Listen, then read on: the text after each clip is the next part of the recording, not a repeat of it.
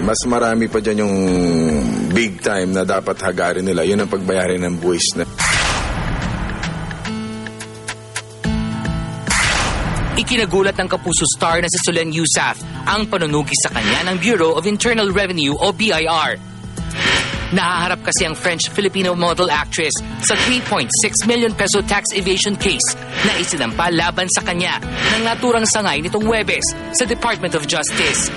Ayon sa BIR, 6.73 million pesos lamang ang gross income na kanyang idineklara base sa kanyang 2011 income tax return. May katumbas itong buwis na 3.3 million pesos.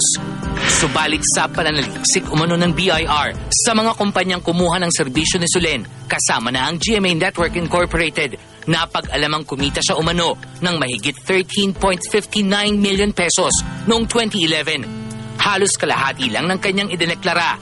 Kabilang umano sa tax liability ni Solen ang penalty at interest sa umano'y misdeklarasyon ng kanyang mga kinita. Kagad namang nagpahayag ng kanyang saloobin si Solen sa Twitter, and we quote, "I was shocked when I found about this because I've been assured all along by people I have entrusted my financial matters to that everything was being handled correctly." Unquote. Dawit din kasi ang CPA ni Solen na kinilalang si Teofilo C. Magno Jr. na lumabag umano sa Section 257 ng National Internal Revenue Code.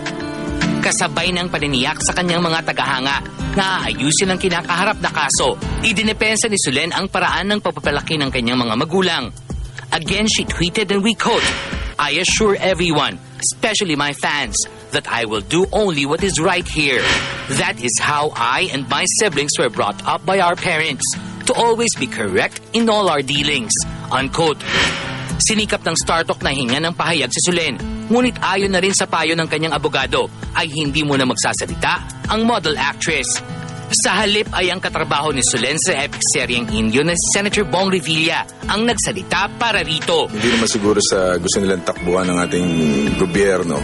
Pero sana naman, wag naman kagad sirain din kagad yung maging maingat din ng BIR sa mga aspeto na yan. Bigyan mo na lang ng warning para at least maging aware sila na meron silang hindi nabayaran na buwis. Mas marami pa dyan yung big time na dapat hagarin nila. Yun ang pagbayarin ng buwis na bigyan na ng priority. Hindi yung mga artista porke sikat. Puputok yung pangalan pag iniimbestigahan.